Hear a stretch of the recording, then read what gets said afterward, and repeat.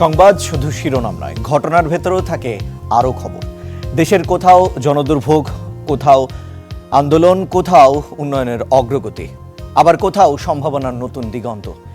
এই মুহূর্তে দেশজুড়ে আলোচিত ও গুরুত্বপূর্ণ সব ইস্যুর সর্বশেষ তথ্য ও ঘটনাস্থল থেকে প্রতিনিধিদের সরাসরি সংযোগ ও তাৎক্ষণিক আপডেট নিয়ে শুরু হচ্ছে স্টার নিউজ লাইভ। প্রধানমন্ত্রী হিসেবে প্রথমবারের মতো মৌলভীবাজারে শ্রীমঙ্গলের সফরে তারেক রহমান। দুপুরে তৃতীয় ধাপে সুবিধাবঞ্চিত পরিবারের মাঝে ফ্যামিলি কার্ড বিতরণ কার্যক্রম উদ্বোধন করবেন তিনি। আমরা আরও জানব, সহকর্মী সিফাত শাহরিয়ার আমাদের সঙ্গে সরাসরি শ্রীমঙ্গল থেকে যুক্ত হচ্ছেন। সিফাত, আপনার কাছে জানতে চাই, আজ সারাদিনে প্রধানমন্ত্রীর কি কি কর্মসূচি রয়েছে, এখন কি কর্মসূচি চলছে জানাবেন সিফাত।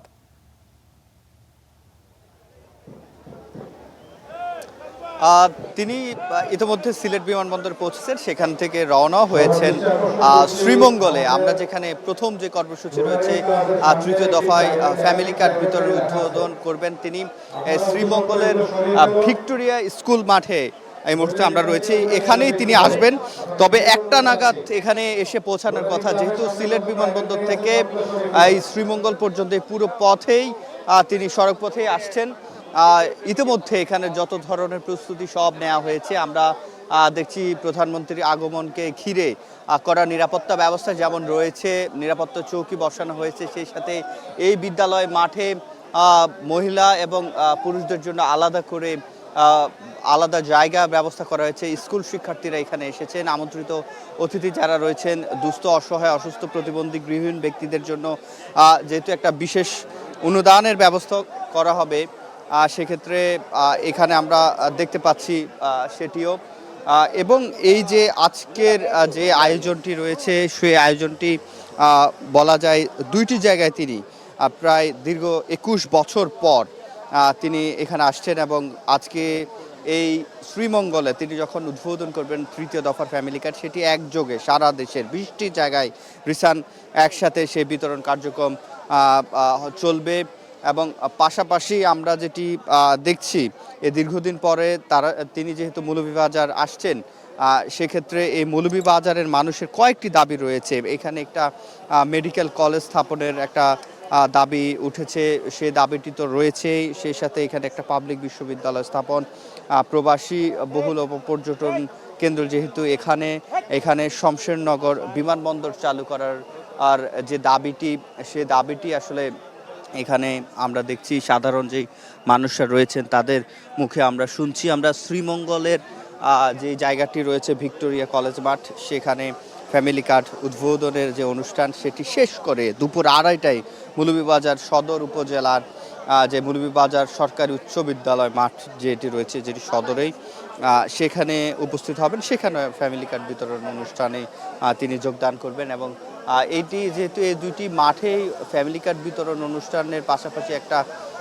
বলা যায় এক ধরনের সমাবেশও হয়ে যাবে, যেহেতু এই সমাবেশে তিনি যে প্রতিশ্রুতিগুলো কিংবা নির্বাচনের আগে বিএনপি যে প্রতিশ্রুতিগুলো দিয়েছে, সে প্রতিশ্রুতিগুলো বাস্তবায়নের জন্য তার সরকার যেহেতু উদ্যোগ নিচ্ছে, বিশেষ করে ফ্যামিলি কার্ডের বিষয়টি জানেন 2 ধাপে পাইলটিং প্রকল্প হিসাবে শুরু করেছে। সেক্ষেত্রে আগামী 1 জুলাই 40,20,000 ফ্যামিলি কার্ড 300 যে নির্বাচনী এলাকা রয়েছে সারা দেশে, সেখানে বিতরণ করা হবে বলেও আমরা ইতিমধ্যে খবর পাচ্ছি। তো তারই আসলে অংশ হিসাবে আজকের এখানকার যে অনুষ্ঠানটি রয়েছে, এই যে আজকে ফ্যামিলি কার্ড বিতরণ করবে, এটি সমাজ কল্যাণ মন্ত্রণালয়ের এই আয়োজন।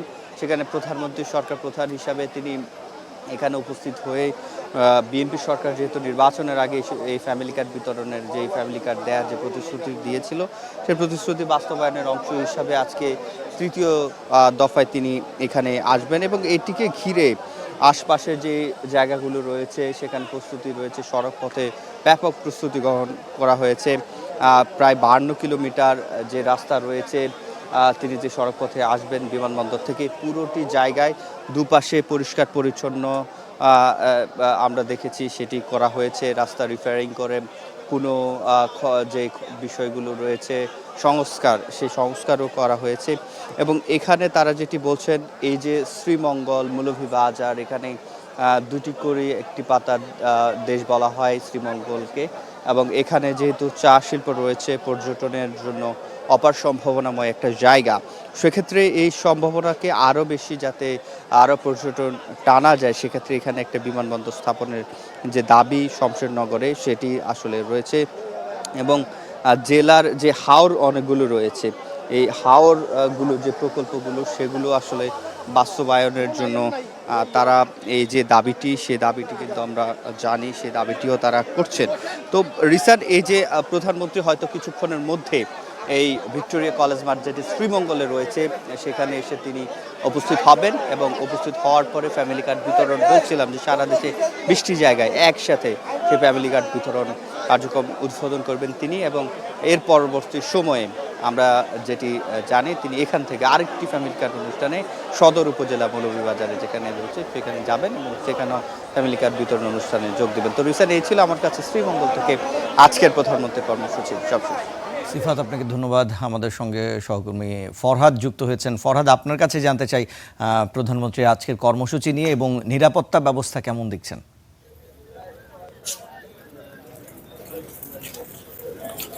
রিশান, আপনি ঠিকই বলেছেন। আসলে মৌলভীবাজারে কিন্তু আজকে প্রধানমন্ত্রী তারেক রহমান ইতিমধ্যে তিনি সিলেটে এসেছেন, সেখান থেকে মৌলভীবাজারের উদ্দেশ্যে রওনা হয়েছেন বলে আমরা জানতে পেরেছি। তিনি শ্রীমঙ্গলে যাবেন এবং সেখানে ফ্যামিলি কার্ড বিতরণ করবেন। আপনি যেটা জানতে চেয়েছেন যে এখানে আসলে নিরাপত্তা ব্যবস্থাটা কেমন, আসলে মৌলভীবাজারের যে ভেন্যুটি রয়েছে, মৌলভীবাজার সরকারি উচ্চ বিদ্যালয় মাঠ, সেই সরকারি উচ্চ বিদ্যালয়ের মাঠের চারপাশে কিন্তু পুলিশ, র্যাব, বিজিবি সহ বিভিন্ন আইনশৃঙ্খলা রক্ষাকারী বাহিনী এবং তাদের গোয়েন্দা সংস্থার লোকজন কিন্তু তারা অবস্থান করছেন এবং তারা নিশ্চিত নিরাপত্তা ব্যবস্থা তৈরি করে রেখেছেন। এছাড়া আমি যদি বলি যে আমি এখন রয়েছি যে রাস্তায়, কিছুক্ষণ আগেও আমরা ভিতরে ছিলাম, সেখানে কিন্তু এসএসএফ এর সদস্যরা এবং সেনাবাহিনীর যারা রয়েছেন নিরাপত্তার দায়িত্বে, তারা কিন্তু সেখানে ইতিমধ্যে তারা ডগ স্কোয়াড নিয়ে এসেছেন এবং সেখানে তদারকি করছেন। সেখানে তারা কোন অবস্থা রয়েছে, কোনো ত্রুটি রয়েছে কিনা শেষ পর্যন্ত, এবং নিরাপত্তার কোনো ঘাটতি আছে কিনা সেটা কিন্তু তারা দেখার চেষ্টা করছেন, আমরা দেখেছি। এছাড়া আমি যদি বলি যে এখানকার যে আইনশৃঙ্খলার যে পরিস্থিতি সেটা অনেকটা ভালো। প্রধানমন্ত্রী কিন্তু প্রথমেই শ্রীমঙ্গলে আসবেন, সেখান থেকে মৌলভীবাজারে আসবেন দুপুর 2:30টার দিকে, যে কারণে এখনও আসলে নেতাকর্মীরা এবং যারা এখানকার যারা প্রশাসনের লোকজন তারা কিন্তু এখনও এসে ওইভাবে বেশি পরিমাণে কেউ আসেননি। তবে আমরা মনে করছি যে বেলা গড়িয়ে যাওয়ার সাথে সাথে হয়তো দুপুর নাগাদ, অর্থাৎ 12টা 12:30 নাগাদ হয়তো তারা আবার এখানে চলে আসবেন। এখানকার মানুষের যে দাবি, সেই দাবিগুলো যদি আমি বলি, প্রথমেই সবচেয়ে বড় দাবি যেটি তারা করছেন সেটি হচ্ছে একটি মেডিকেল কলেজ প্রতিষ্ঠা, মৌলভীবাজার সরকারি কলেজ যেটি রয়েছে সেটাকে বিশ্ববিদ্যালয়ে রূপান্তরকরণ, এবং এখানকার যে মৌলভীবাজারের যে রাজনগর উপজেলা, তারা পৌরসভার দাবি করছেন ওই উপজেলার বাসিন্দারা। এছাড়া বালাগঞ্জ এবং রাজনগর, অর্থাৎ সিলেটের বালাগঞ্জ এবং রাজনগরের যে কুশিয়ারা নদী রয়েছে, সেই কুশিয়ারা নদীর উপর একটি সেতু নির্মাণের মাধ্যমে সেখানে দুই উপজেলার মানুষের মধ্যে একটি সেতু বন্ধন তৈরি করার যে দাবি, সেটি কিন্তু দীর্ঘদিনের, প্রায় 50 বছর ধরে তারা কিন্তু সেই দাবিটি করে আসছেন, কিন্তু সেটি এখনো পূরণ হয়নি। তবে আসার কথা হচ্ছে প্রধানমন্ত্রী এখানে আসবেন এবং তাদেরকে আশার বাণী শোনাবেন, সেই অধীর আগ্রহ নিয়ে এখানকার মানুষ কিন্তু বসে আছেন। শ্রীমঙ্গলে প্রধানমন্ত্রী আসার পর সেখানে 155 জনকে উপকারভোগীকে ফ্যামিলি কার্ড বিতরণ করবেন, এবং সেখানে ফ্যামিলি কার্ড বিতরণ করার যে নির্ধারণ করা হয়েছে যে ইউনিয়নটি, সেটি হচ্ছে মির্জাপুর ইউনিয়ন শ্রীমঙ্গলের, এবং রাজনগর উপজেলার যারা রয়েছেন উপকারভোগী, ট্যাংরা ইউনিয়নের 7 নম্বর ওয়ার্ডের উপকারভোগীরা, তারা মৌলভীবাজার সদর উপজেলার এই যে মাঠটি রয়েছে, অর্থাৎ মৌলভীবাজার সরকারি উচ্চ বিদ্যালয় মাঠ, সেই মাঠটিতে তারা এই কার্ড নিতে আসবেন বলে আমরা জানতে পেরেছি। তো মূলত এই অনুষ্ঠানটি আসলে রাজনগরে হওয়ার কথা ছিল, পরবর্তীতে সেটি একদম শেষ মুহূর্তে মৌলভীবাজার সদর উপজেলার এই স্কুল মাঠে নিয়ে আসতে হয়েছে, কারণ সেখানে আবহাওয়ার কিছুটা ঘাটতি ছিল এই কারণে। তো আসলে মৌলভীবাজার থেকে এই ছিল আমার কাছে সর্বশেষ। রিশান। ফরহাদ, আপনাকে ধন্যবাদ। দর্শক, আমরা জানছিলাম আজ প্রধানমন্ত্রী তারেক রহমান তিনি কিন্তু মৌলভীবাজার সফর গিয়েছেন, এবং এই সফরে তার যে কর্মসূচি রয়েছে সেই কর্মসূচি সম্পর্কে বিস্তারিত জানছিলাম সহকর্মীদের মাধ্যমে। চট্টগ্রামের বাকুলিয়ায় 4 বছরের শিশু ধর্ষণ মামলার রায় আজ, এ বিষয়ে আরও জানবো শিশু সহিংসতা দমন ট্রাইব্যুনাল থেকে আমাদের সঙ্গে যুক্ত আছেন সহকর্মী মামুনুর রশিদ অভি। আসামিদের হাজির করা হয়েছে কিনা, কখন নাগাদ রায় পড়া হতে পারে, নিরাপত্তা ব্যবস্থা কেমন দেখছেন জানাবেন।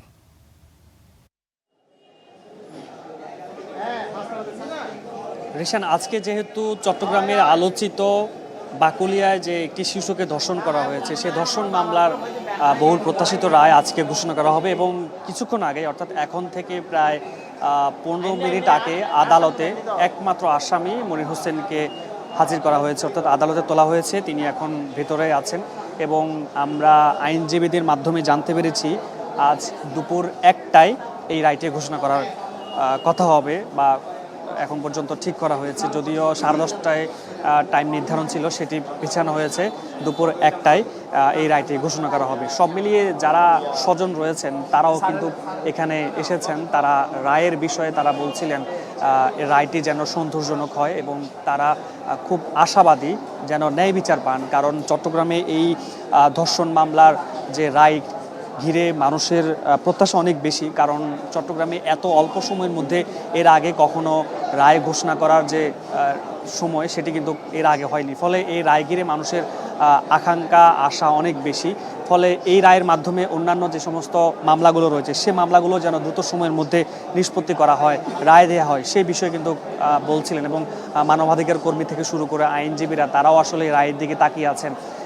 যেহেতু আপনি জানেন 21 মে ঘটনাটি ঘটে এবং এই ঘটনার পর পুলিশের সাথে স্থানীয় জনতার যে ব্যাপক সংঘর্ষ হয়েছে, সেই সংঘর্ষের কারণেই এই রায় ঘিরে মানুষের অনেক বেশি প্রত্যাশা। কারণ শুরু থেকেই এটি নিয়ে মানুষের মধ্যে একটা চাঞ্চল্য সৃষ্টি হয়েছে এবং বলা যায় মাত্র 2 সপ্তাহের ব্যবধানে কিন্তু মামলার চার্জশিট আদালতে জমা দেন এবং এরপরেই মূলত বিচার যে প্রক্রিয়া সেটি শুরু হয় এবং 18 জন সাক্ষ্য দেন এই মামলার স্বজন, প্রতিবেশী থেকে শুরু করে সবাই।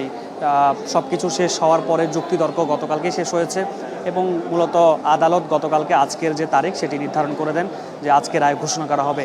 এবং এলাকাবাসী, স্থানীয় জনতা, গতকালকে আমরা তাদের পরিবারের বক্তব্য নিয়েছি, তারা বলছিলেন শিশুটিকে যেভাবে ডেকে এনে ধর্ষণ চেষ্টা বা ধর্ষণ করা হয়েছে সেই বিষয়ে কিন্তু তারা একেবারেই এখন পর্যন্ত নানা সমস্যার মধ্য দিয়ে যাচ্ছেন এবং পরিবার নানা ঝামেলার মধ্যে তাদেরকে পড়তে হচ্ছে। ফলে চট্টগ্রামে এর আগেও বিভিন্ন সময়ে আমরা দেখেছি ধর্ষণ ঘটনা ঘটেছে, সেই বিষয়গুলো নিয়ে কিন্তু সেভাবে মামলা এগোয়নি। কেউ মামলা করেছেন, কেউ মামলা করলেও সেক্ষেত্রে সেই মামলাগুলো সেভাবে এগোয়নি। এবং কিছুদিন আগেও সীতাকুণ্ড এলাকায় যে জানাতুল ইরাকে ডেকে এনে ধর্ষণ করে এবং তাকে নৃশংসভাবে হত্যা করা হয়েছে, সেই মামলাটিও গত 11 জুন কিন্তু চার্জশিট দেয়া হয়। এবং এই যে মামলাগুলো হচ্ছে, মামলার যে প্রক্রিয়া সেগুলো কিছুটা আগাচ্ছে। এই বিষয়গুলো মানুষের বিচার প্রক্রিয়ার যে আস্থা সেটি অনেকটা বেড়েছে। কারণ শুরু থেকে আমরা দেখেছি মনির হোসেনকে স্থানীয় জনতা ঘিরে রাখে, তাদেরকে স্থানীয় জনতা তাদের হাতে তুলে নেওয়ার জন্য পুলিশের সাথে যে সংঘর্ষ সেটি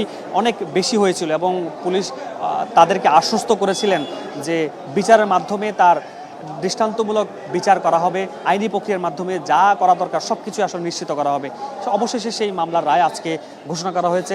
সবাই এখানে এসেছেন, তারা বলছিলেন যে ন্যায় বিচার যেন হয়ে থাকে। কারণ আপনি জানেন ঢাকায় যে রামিসা হত্যা পুরো দেশ জুড়ে আলোড়ন সৃষ্টি হয়েছে, তার এক দিনের ব্যবধানে কিন্তু চট্টগ্রামে এই শিশু ধর্ষণের যে ঘটনাটি ঘটে, সে কারণেই এই যে অল্প সময়ের মধ্যে রাষ্ট্র চাইলে একটি বিচার কাজ সম্পূর্ণ করতে পারে, সেটি উদাহরণ হচ্ছে এই চট্টগ্রামের বাকুলিয়া শিশু ধর্ষণ ঘটনার যে মামলা সেটি। মানবাধিকার কর্মীরা আসলে বলছিলেন অন্যান্য মামলাগুলোর দিকেও যেন নজর দেওয়া হয়, সেগুলোও যেন খুব গুরুত্ব সহকারে মামলা চার্জশিট দেওয়া হয়, বিচার প্রক্রিয়া সেগুলোকে দ্রুত সময়ের মধ্যে এগিয়ে নিয়ে যাওয়া হয়। কারণ যারা ভুক্তভোগী রয়েছেন, পরিবার যারা রয়েছেন, তারা যেন দৃষ্টান্তমূলক শাস্তি পান বা আশেপাশে যে সমস্ত মানুষজন রয়েছেন বা চট্টগ্রামে এর আগে যে সমস্ত ঘটনাগুলো ঘটেছে বা যারা এসব কর্মকাণ্ড অপরাধগুলো করতে চান তাদের মনে অন্তত এটি ভয় জন্মাবে যেন এই অপরাধ করে কেউ ছাড় পাবে না, এমন বার্তা কিন্তু রাষ্ট্রপক্ষ থেকে দেয়া হয়। সে কারণেই মানুষজন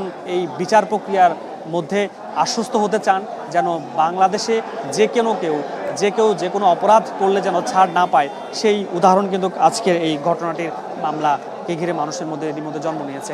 এবং আমরা পরিবার সদস্যরা, তার মা এবং তার পরিবারের যে অন্য সদস্যরা তারাও কিন্তু এখানে এসেছেন। তারা বলছিলেন যে তারা অপেক্ষা করছিলেন গত দীর্ঘদিন ধরে, প্রায় 1 মাসের অল্প সময় ধরে কিন্তু তারা এই মামলাকে ঘিরে রয়েছেন। তারা চেষ্টা করছিলেন, পুলিশ চেষ্টা করেছে, পুলিশ বলছে এই মামলাকে ঘিরে তাদের যে গুরুত্ব সেটি বাড়তি গুরুত্ব দেওয়া হয়েছে। যত ধরনের এভিডেন্স রয়েছে সব কিছুই সব দিক থেকে তারা আসলে চেষ্টা করেছেন আদালতে উপস্থাপন করার জন্য। আইনজীবী বলছেন, আইনজীবীও তারা এই মামলাকে ঘিরে তাদের প্রত্যাশা অনেক বেশি, কারণ এই মামলার যত ধরনের এভিডেন্স সেগুলো আদালতে উপস্থাপন করা হয়েছে। তিনি কিছুক্ষণ আগে গণমাধ্যম কর্মীদের সাথে কথা বলেছেন, বাদীপক্ষের যে আইনজীবী তিনি বলছিলেন যেহেতু একটা রায় ঘোষণা করা হবে, তারা আশা করছেন মামলার যে রায় দেয়া হবে সেটি সন্তোষজনক হবে এবং ন্যায় বিচার পাবে ভুক্তভোগী পরিবাররা। এবং অন্যান্য যে মামলাগুলো রয়েছে, অর্থাৎ এই যে সীতাকুণ্ডে একটা ঘটনা ঘটলো, নৃশংসভাবে জান্নাতুল ইরাকে মারা হলো, তাকে ধর্ষণ করা হলো, এই বিষয়গুলো নিয়েও মানুষজন বলছেন, স্থানীয় জনতারা তারা এই বিষয়গুলো নিয়েও বলছেন যেন এই মামলাগুলো আগানো হয়, সেগুলো যেন বিচার করা হয়। রাষ্ট্রপক্ষ থেকে খুব গুরুত্ব সহকারে যেন ধর্ষণের প্রতিটি মামলা একেবারেই গুরুত্ব সহকারে দেখানো হয়, যাতে করে কোনো মানুষ বিচার পাবে না এমন দৃষ্টান্ত স্থাপন যেন না হয় বাংলাদেশে। ফলে চট্টগ্রামবাসী সহ যারা স্থানীয় জনতা, পরিবার, আইনজীবী, মানবাধিকার কর্মী সবাই চট্টগ্রামের যে আলোচিত বাকলিয়া চাঞ্চল্যকর শিশু ধর্ষণ ঘটনার মামলা, সেই মামলার রায়কে ঘিরে সবাই মুখিয়ে আছেন। আজ দুপুর 1টায় এই মামলার রায় ঘোষণা করা হবে। ইমন। অভি, আপনাকে ধন্যবাদ। দর্শক, আমরা জানছিলাম যে চট্টগ্রামে বাকুলিয়া 4 বছরের শিশু ধর্ষণ মামলার রায় আজ, এবং সেই রায়কে ঘিরেই যে পরিস্থিতি এখন রয়েছে, সর্বশেষ তথ্য আমরা জানছিলাম সহকর্মী অভির মাধ্যমে। ভারতীয় সীমান্তরক্ষী বাহিনী বিএসএফের পুশিনের চেষ্টায় বিভিন্ন সীমান্তে বিরাজ করছে অস্থিরতা, উত্তেজনা। কুড়িগ্রামের রৌমারীতে শূন্যরেখায় 4 দিন ধরে আটকা নারী, শিশু সহ 9 জন। এ নিয়ে বিস্তারিত জানবো। রৌমারী সীমান্ত থেকে আমাদের সঙ্গে যুক্ত আছেন সহকর্মী মোহাম্মদ জুবাইর। জুবাইর, এখন কি পরিস্থিতি দেখছেন? বিজিবির টহল কেমন দেখছেন? এবং আজ কোনো নতুন করে পুশিনের চেষ্টা হয়েছে কিনা জানাবেন।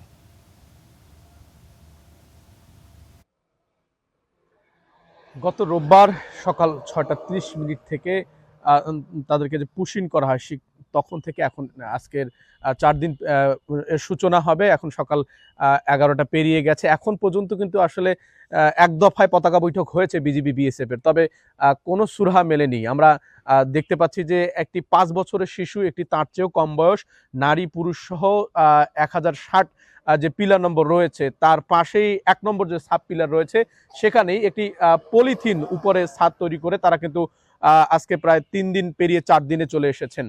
খুবই মানবতা জীবনযাপন করছেন। এর আগের পতাকা বৈঠকে কোনো সুরাহা মেলেনি। এখন পর্যন্ত তারা আসলে খেয়ে না খেয়ে রৌদ্র বৃষ্টি উপেক্ষা করে এখানে অবস্থান করছেন। জানিয়ে রেখে গত রাত থেকে কিন্তু এখানে বৃষ্টি হচ্ছিল, সেই বৃষ্টির মধ্যে তারা সারা রাত এবং এখন পর্যন্ত সেখানেই বসে রয়েছেন। বিজিবির কড়া পাহারা চলছে, যার ফলে কোনোভাবেই তারা বাংলাদেশ সীমান্তে প্রবেশ করার সুযোগ পাননি এবং বিএসএফ তারাও কিন্তু তাদেরকে এখন পর্যন্ত ভারতীয় যে সীমান্ত সেখান থেকে ভারতে প্রবেশের নতুন করে কোনো কথা তারা বলেনি। দুই পক্ষের আলোচনা একবার হয়েছে, এখন পর্যন্ত নতুন করে আর কোনো আলোচনা হয়নি। সেদিনের আলোচনায় কিন্তু কোনো প্রকার সুরাহা বা কি হবে এর কোনো সমাধান কিন্তু মেলেনি। এখানকার স্থানীয় মানুষজন রাত জেগে এখানে পাহারা দিচ্ছেন। এছাড়াও এখানকার মানুষজন যেমনটি বলছেন যে অন্যান্য সময় সন্ধ্যার পর সারা রাত্রি ভারতের যে সীমান্ত বর্ডার রয়েছে সেখানে লাইট জ্বালানো থাকলে এখন মাঝে মধ্যে সেগুলো বন্ধ করে দিয়ে মানুষ পুশিনের চেষ্টা কিন্তু চলছে। এছাড়াও ট্রাকে করে এখানকার ভারতীয় সীমান্তের নির্দিষ্ট একটি স্থানে এসে মানুষ জমিয়ে রাখা হয়েছে বলেই কিন্তু এখানকার মানুষজন যারা আছেন, স্থানীয় যারা, তারা কিন্তু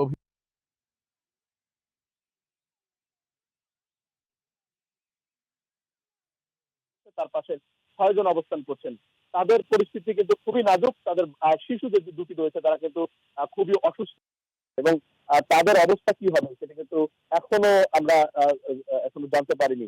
পাশাপাশি এর পাশে আরো একটি সীমান্ত রয়েছে, বন্ধুত্বের যে সীমান্ত, সেই সীমান্তের কিন্তু আরো 3 জন রয়েছেন যাদের অবস্থাও কিন্তু এখন পর্যন্ত খুবই নাজুক। তারা অসুস্থ হয়ে যাওয়ার পর্যায়ে। ও বন্ধুত্বের যে 3 জন এবং এখানকার 1060 নম্বর পিলার গয়টার চরের যে 6 জন রয়েছেন, মোট 9 জন এখন পর্যন্ত সন্দেহাতীত। আমাদের মতো তারা মানুষ হলেও তাদের যেন নির্দিষ্ট কোনো সীমান্ত নেই, দেশ নেই, ঠিকানা নেই, এমন একটি পরিস্থিতি তারা এখানে অবস্থান করছেন। এখানকার দর্শক, কুড়িগ্রামের রৌমারী শূন্য রেখায় 4 দিন ধরে আটকা নারী শিশু সহ 9 জন এবং পুশিনের বিস্তারিত তথ্য জানছিলাম সহকর্মী জুবাইরের মাধ্যমে। লালমনিরহাটে এক শিশুর মরদেহ উদ্ধারের ঘটনায় আসামিকে থানায় নেয়ার সময় হামলার শিকার হয়েছে পুলিশ।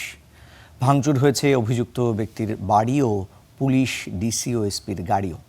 গতকালে সেই ঘটনায় আরও খবর জানবো আমরা। যুক্ত হচ্ছেন সহকর্মী সাব্বির আহমেদ। সাব্বির, এখন পরিস্থিতি কেমন দেখছেন এবং অভিযুক্ত কাউকে গ্রেফতার করা হয়েছে কিনা বা মামলা হয়েছে কিনা, কোনো সাধারণ ডায়েরি হয়েছে কিনা জানাবেন।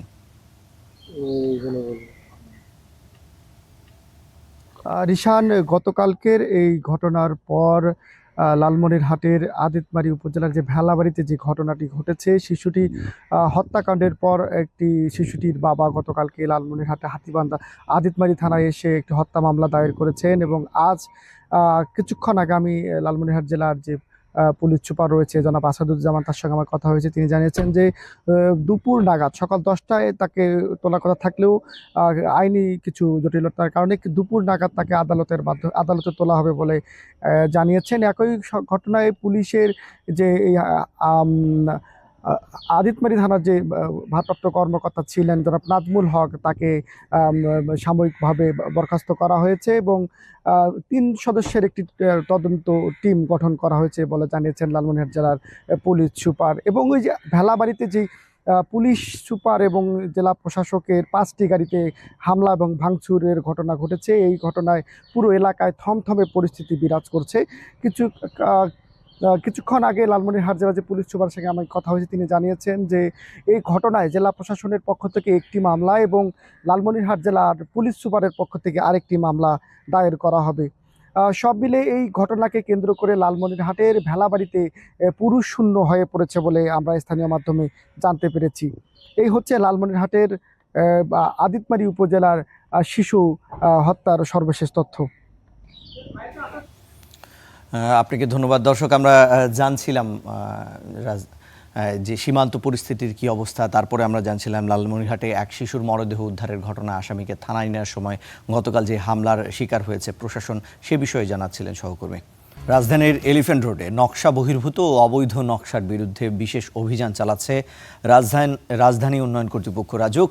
আরও খবর জানবো, সেখান থেকে আমাদের সহকর্মী যুক্ত হচ্ছেন আক্তারুজ্জামান। তিনি এলিফ্যান্ট রোডে না, নিউ মার্কেটে অবস্থান করছেন। আক্তার, এই অভিযান এখন কোন পর্যায়ে আছে এবং কোনো জরিমানা বা কোনো ব্যবস্থা পদক্ষেপ নেওয়া হয়েছে কিনা নকশা বহির্ভূত কোনো ভবনের বিরুদ্ধে? রিশান, রাজুক এর যে 5 নম্বর জোন রয়েছে নিউ মার্কেট এলাকা, এই এলাকার সাব জোন 5/2-এ এই মুহূর্তে রাজধানী উন্নয়ন কর্তৃপক্ষ তারা অভিযান চালিয়েছে। একটি বিল্ডিংয়ে আপনাদের যদি একটু দেখানোর চেষ্টা করি, এই যে বিল্ডিংটি রয়েছে এটি মূলত যে গ্রাউন্ড ফ্লোরটি রয়েছিল সেটি মূলত কার পার্কিংয়ের জন্য অনুমোদন করা, কিন্তু পরবর্তীতে দেখা যায় তারা বিভিন্ন ছোট ছোট দোকান করে এটি নানাভাবে পজিশন বিক্রি করেছে কিংবা ভাড়া দিয়ে রেখেছে। তো এরই অভিযোগের পরিপ্রেক্ষিতে কিন্তু তারা এখানে এসেছেন এবং বেশ কিছুদিন আগেও এই একই মার্কেটে কিন্তু একটি অভিযান পরিচালনা করেছে রাজুক। সেখানে এখানে একটা লম্বা রেস্টুরেন্ট ছিল, লম্বা রেস্টুরেন্টটি কিন্তু তারা সিলগালা করেছে এবং তারাও আসলে অভিযোগ করেছিলেন যে আসলে আমাদেরটা বন্ধ হলে অন্য অন্য যারা রয়েছেন তাদেরটা কেন বন্ধ হবে না। তারই পরিপ্রেক্ষিতেই মূলত আজকে অন্যান্য আরও প্রায় 3টি দোকান রয়েছে এখানে, সেই দোকানগুলো কিন্তু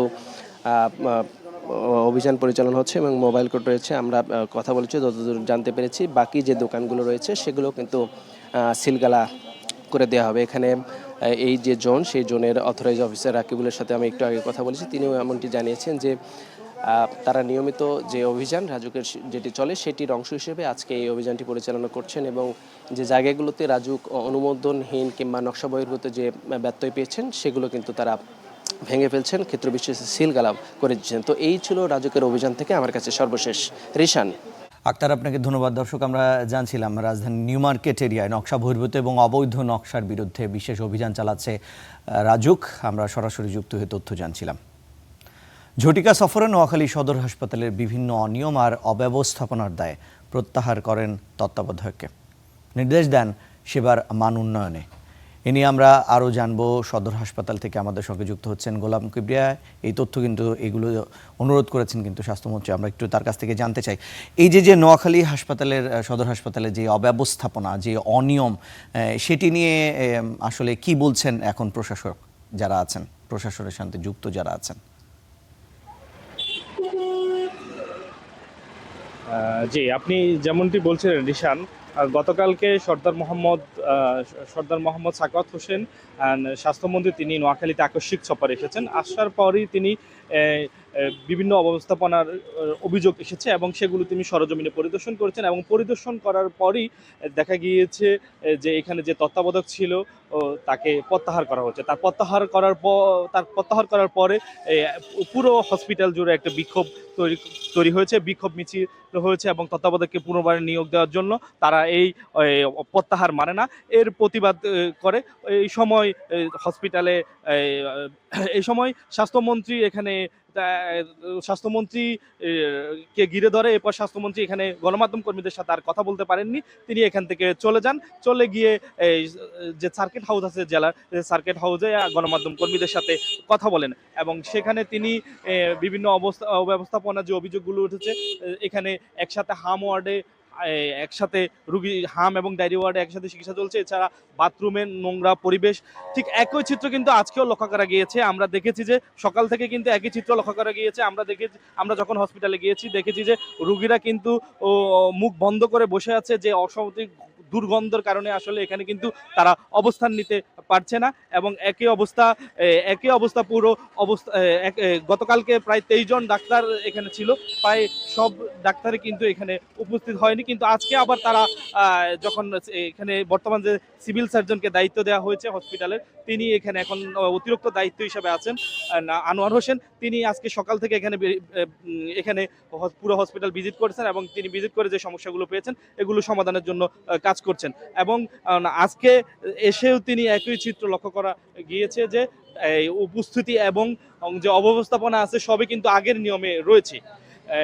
এই থেকে আসলে পরিত্রাণ পাওয়ার জন্য ব্যবস্থা নেওয়া হবে এমনটা তিনি বলেছেন। এই ছিল নোয়াখালী 250 জেনারেল হসপিটাল থেকে আমার কাছে সর্বশেষ অবস্থা। রাত, আপনাকে ধন্যবাদ। দর্শক, আমরা জানছিলাম গতকাল যে নোয়াখালী সদর হাসপাতালে ঝটিকা সফরে স্বাস্থ্যমন্ত্রী গিয়েছিলেন এবং বিভিন্ন অনিয়ম ও অব্যবস্থাপনার দায়ে প্রত্যাহার করেন তত্ত্বাবধায়ককে। পরবর্তীতে তিনি জনরোষে পড়েন, সে বিষয়ে বিস্তারিত তথ্য আমরা জানছিলাম। ফুটবল বিশ্বকাপ উন্মাদনায় মেতেছে সারা দেশ। সকালে আলজেরিয়ার বিপক্ষে বড় জয় পেয়েছে আর্জেন্টিনা। মেসির হ্যাট্রিকের গোলে ভক্ত সমর্থকরা ভাসছেন আনন্দের বন্যায়। সেই উন্মাদনার খবর জানবো। প্রথমে আমরা বাগেরহাট যেতে চাই। বাগেরহাট থেকে আমাদের সঙ্গে যুক্ত আছেন এস সোহান। সোহান, এই মেসির হ্যাট্রিকে তার যে ভক্ত সমর্থকরা আছেন তারা কি বলছেন?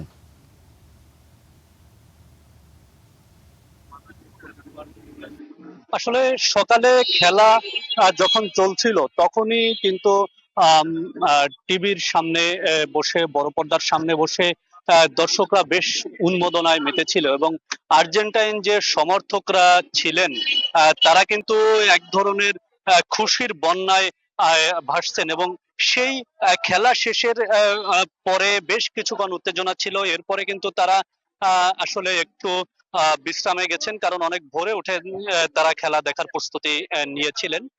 আসলে আমরা এই মুহূর্তে বাগেরহাট শহরের শালতলা এলাকায় একটি চায়ের দোকানে রয়েছি। এখানে বেশ কিছু আর্জেন্টাইন ভক্ত রয়েছেন, তাদের সাথে আমরা কথা বলেছি। তারা আমাদেরকে জানিয়েছেন যে গ্রুপ পর্বের প্রথম যে আজকের খেলাটি, এই খেলায় আর্জেন্টিনার প্লেয়াররা বিশেষ করে মেসি যে পারফরমেন্স করেছে তাতে আর্জেন্টিনান যারা ভক্ত রয়েছেন তাদের যে প্রত্যাশা, সেই প্রত্যাশা কয়েক গুণ বেড়ে গেছে। তারা আমাদেরকে জানিয়েছেন যে এবছর তারা 2022 সালের মতো একটি চমক দেখাতে পারেন।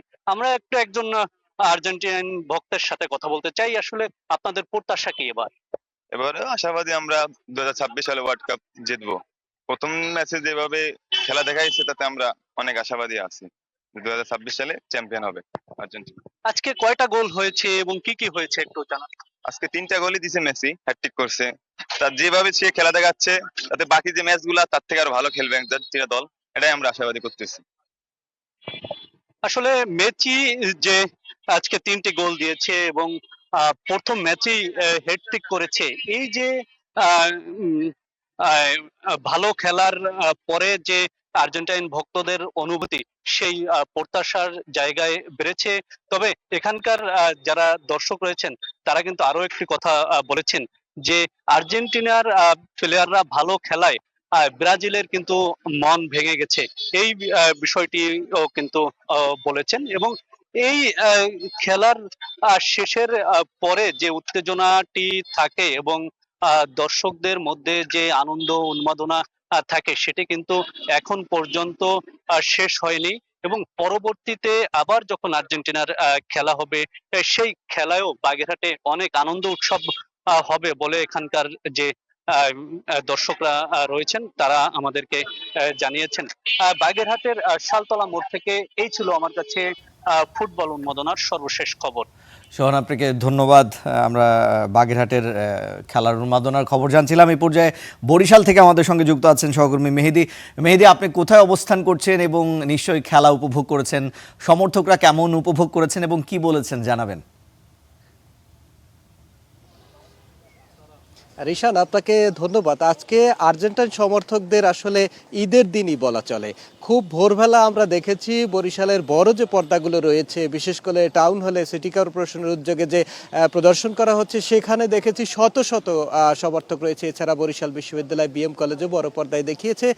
সেখানে যে সমর্থকরা জড়ো হয়েছিল তারা কিন্তু তাদের যে এই যে অবিস্মরণীয় জয়ের পর কিন্তু বিভিন্ন জায়গায় ছড়িয়ে ছিটিয়ে পড়েছে। এবং তাদের সাথে যাদের সাথে কথা বলেছি তারা কিন্তু তাদের প্রত্যেককেই কিন্তু আমরা দেখেছি হাসি মুখ। ঠিক একইভাবে আমি রয়েছি বেলস পার্কে। এখানে এসেও কিন্তু আর্জেন্টাইন সমর্থকদের সাথে দেখা হয়ে গেছে এবং তারা কিন্তু আড্ডা দিচ্ছিলেন আজকের ম্যাচ নিয়ে। আমি একটু জানতে চাইবো আপনাদের সাথে, আজকে যে মেসি 3টি গোল করলো, এর মধ্যে থেকে আপনারা প্রত্যাশা করেন বিশ্বকাপ জিতবেন কিনা? অবশ্যই মেসি অবশ্যই, মানে যে চমকটা দেখাইলো আজকে, এতে বোঝাই যায় যে আসলে মেসি ফুরিয়ে যায় না এবং আর্জেন্টিনার সমর্থকদের আসলে আরো আশা জাগছে যে আমরা অবভিয়াসলি বিশ্বকাপ জিতে নিয়েছি। আজকে যে ম্যাচটা মেসি দিল, যে খেলাটা দেখাইলো, এটা অবশ্যই আমাদের মানে বিশ্বকাপ খুবই কাছে, মানে আমরা ওয়ার্ল্ড কাপে চ্যাম্পিয়ন হয়ে গেছি অলরেডি।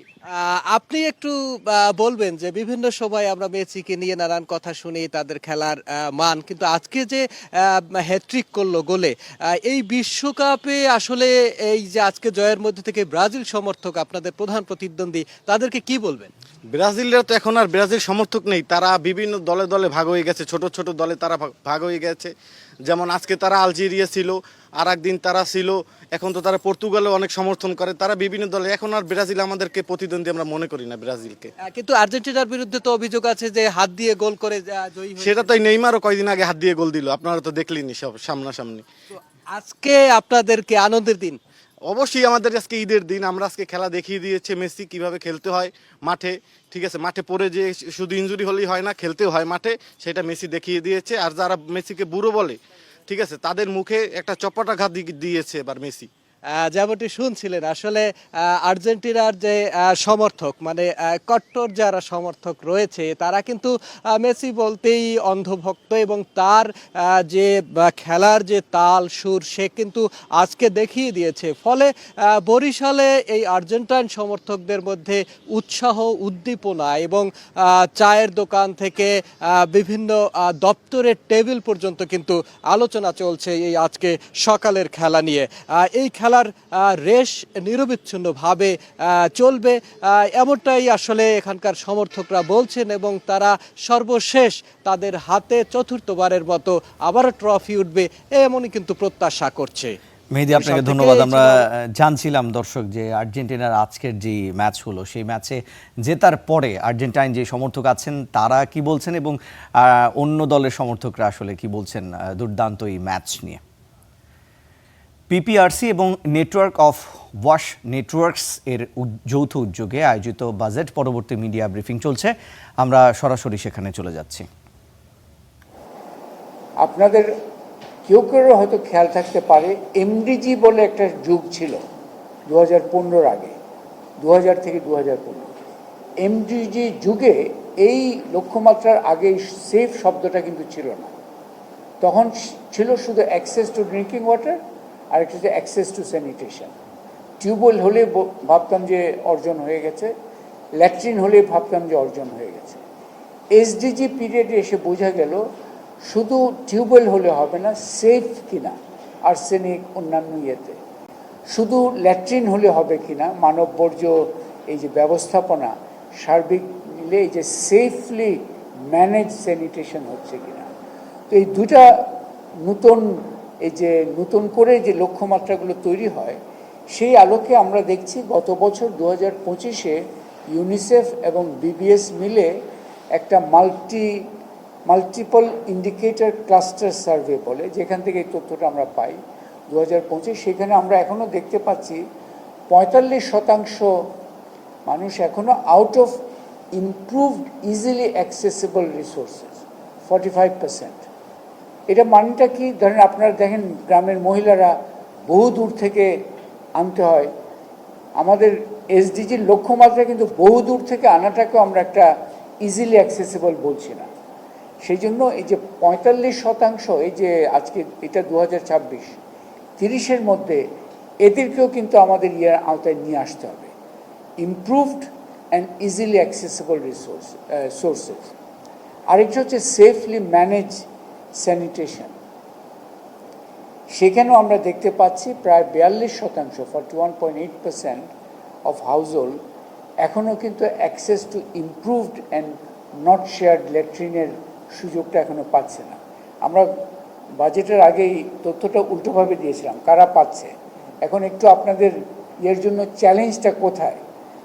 45% হচ্ছে এখনও improved and easily accessible drinking water sources এখনও আসে নাই।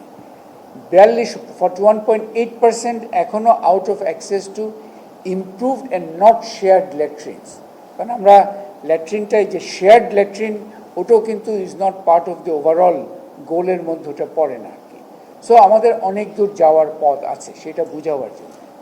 এবং এখানে আমরা দেখছি যে ওই তথ্যগুলো থেকেই সিগনিফিক্যান্ট আরবান রুরাল ডিসপ্যারিটি আছে। দেখবেন যে এই 71%, 48% এটা মানে এগুলো হচ্ছে অ্যাক্সেস আছে আর কি। আর উইদাউট অ্যাক্সেস ইয়েতে আছে আপনার 35 and 46। এফএসএম যেটা বলা হলো, এফএসএম হচ্ছে ফিকাল স্লাজ ম্যানেজমেন্ট, মানে মানব বর্জ্য ব্যবস্থাপনা। সেখানে কিন্তু আমাদের সরাসরি সিওয়েজ লাইনের সাথে কানেকশন আছে এই ধরনের জনসংখ্যা কিন্তু অত্যন্ত সীমিত। ইনফ্যাক্ট 90। দর্শক, কথা বলছিলেন পিপিআরসির নির্বাহী চেয়ারম্যান ডক্টর হোসেন জিলুর রহমান। আমরা সরাসরি সেখানে যুক্ত ছিলাম। বাংলাদেশ ব্যাংক থেকে 1500 কোটি টাকা ঋণ পেয়েছে ইসলামী ব্যাংক। এই প্রসঙ্গে জানাতে আমাদের সঙ্গে যুক্ত হচ্ছেন সহকর্মী আতাউর নিয়ন। নিয়ন, আপনার কাছে জানতে চাই, এই যে ইসলামী ব্যাংকের যে অস্থিরতা, এই বাংলাদেশ ব্যাংকের ঋণ পাবার পর সেটি আসলে কাটবে কিনা, তাদের তারল্য সংকট, এবং গ্রাহকরা চাহিদা মতো তাদের সেবা পাবেন কিনা, কি তথ্য আছে জানাবেন।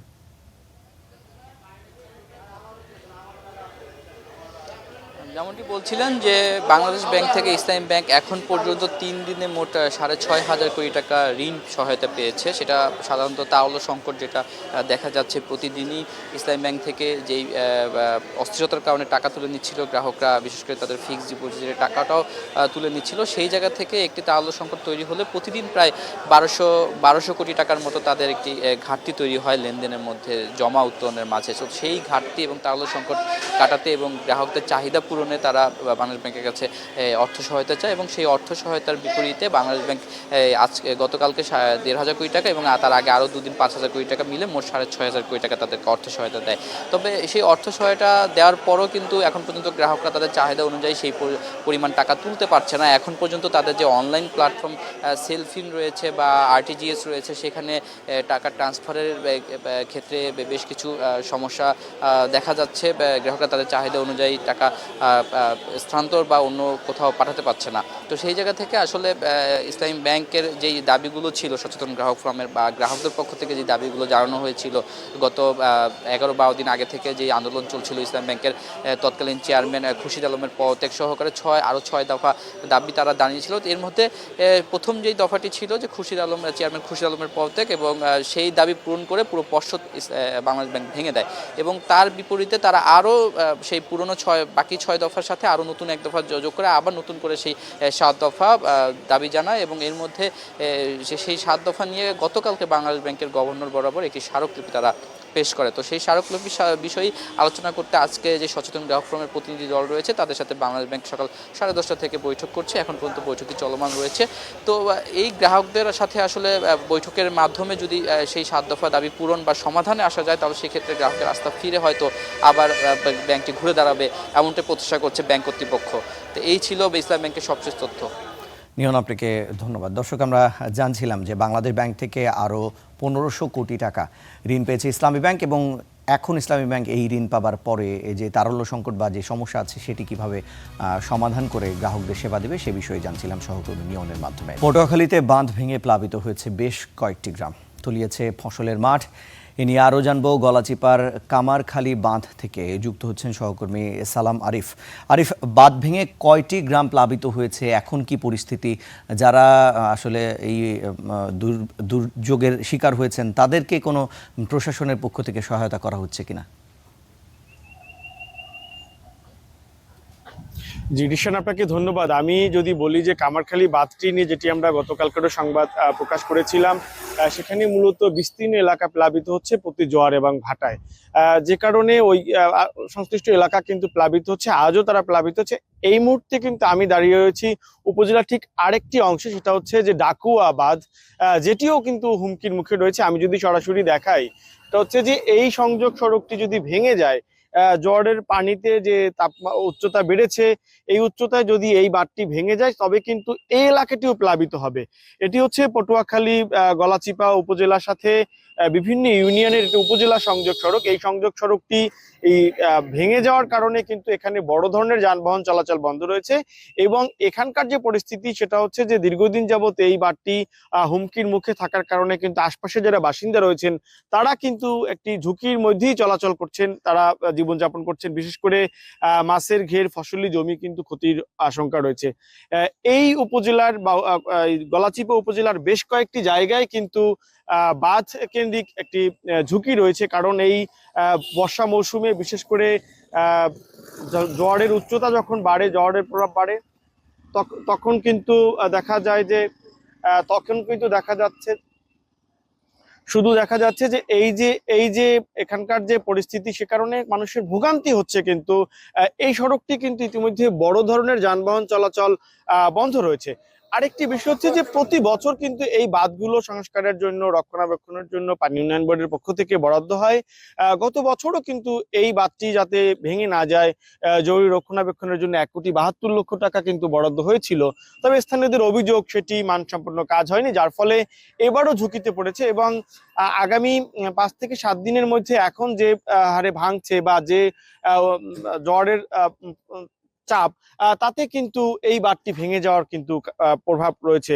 এই পরিস্থিতি যদি এখনই উত্তরণ করা না যায়, এখনই এখানে যদি রক্ষণাবেক্ষণের কাজ শুরু করা না যায়, সেই ক্ষেত্রে কিন্তু পটুয়াখালীর গলাচিপার এই এলাকার কয়েক লাখ মানুষ কিন্তু আবারও ক্ষতির মুখে পড়বেন, এবং আগামী আমন মৌসুমে কিন্তু এখানকার চাষাবাদও মারাত্মকভাবে ব্যাহত হবে। পটুয়াখালীর ডাকুয়া এলাকা থেকে আমার কাছে এই ছিল সর্বশেষ। আরিফ, আপনাকে ধন্যবাদ। দর্শক, আমরা জানছিলাম পটুয়াখালীতে বাঁধ ভেঙে প্লাবিত হয়েছে বেশ কয়েকটি গ্রাম, সেই পরিস্থিতি সম্পর্কে আমাদেরকে জানাচ্ছিলেন সহকর্মী আরিফ। লক্ষ্মীপুরের স্কুল ছাত্রাবাস থেকে শিক্ষার্থীর ঝুলন্ত মরদেহ উদ্ধার করা হয়েছে। এ ঘটনায় শিক্ষা প্রতিষ্ঠানটিতে ভাঙচুর চালিয়েছে উত্তেজিত জনতা। সবশেষ খবর জানবো, সেখান থেকে আমাদের সঙ্গে যুক্ত হচ্ছেন সহকর্মী নাজমুল সাকিব। সাকিব, এখন কি পরিস্থিতি? আমরা দেখতে পাচ্ছি যে পুরো প্রতিষ্ঠানটি বিধ্বস্ত অবস্থায় রয়েছে। এটি নিয়ে কোনো মামলা হয়েছে কিনা, এখন মরদেহ কোথায় আছে, কি পরিস্থিতি জানাবেন?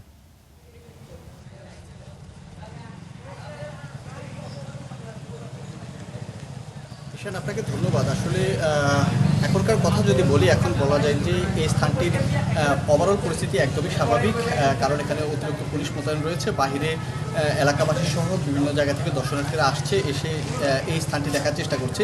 আর ঘটনাটি যদি বলি, সেটা হচ্ছে গতকাল প্রায় সন্ধ্যা 6টার দিকে লক্ষ্মীপুরের একদম সীমানাবর্তী যে স্থান, বিশেষ করে লক্ষ্মীপুর রামগঞ্জ উপজেলার সীমানাবর্তী নোয়াখালী চাটখিল উপজেলার দুইটা, অর্থাৎ নোয়াখালী এবং লক্ষ্মীপুরের যে সীমানাবর্তী স্থান, এই স্থানটিতে একটি খুবই পরিচিত একটি শিক্ষা প্রতিষ্ঠান ফরিদ আহমেদ ভূঁইয়া একাডেমি। এই ফরিদ আহমেদ ভূঁইয়া একাডেমিতে মূলত গতকাল সন্ধ্যা 6টার দিকে একটি ছেলে, একটি শিক্ষার্থী বলা যেতে পারে, সে হচ্ছে তার লাশ পাওয়া গেছে। বিষয়টা হচ্ছে মূলত সে 8ম শ্রেণীর শিক্ষার্থী এবং স্থানীয়রা বা পুলিশের পক্ষ থেকে যেটা বলা হচ্ছে তার ঝুলন্ত অবস্থায় তার লাশ পাওয়া গেছে এবং সে গলা দিয়েছে। এমন তথ্যের ভিত্তিতে মূলত এই এলাকাটিতে একটি উত্তেজনা তৈরি হয়।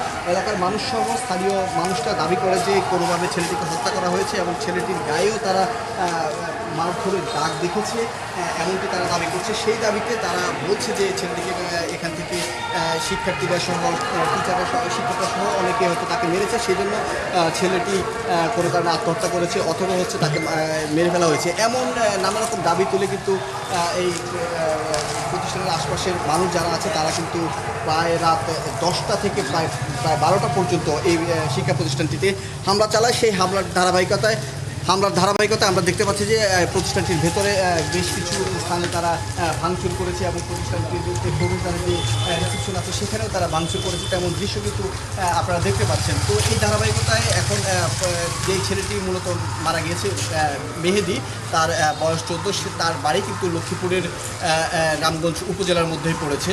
তো তার বাবা এবং পরিবারের মধ্যে এখন কিন্তু শোকের ছায়া নেমে এসেছে। পরিবারটি এখন পর্যন্ত লাশ বুঝে পায়নি, পরিবার এখন লাশ ময়নাতদন্তের জন্য হাসপাতালে আছে। আর এই ঘটনা এখন পর্যন্ত কোনো মামলা হয়নি বলে আমরা এখন পর্যন্ত জানতে পেরেছি।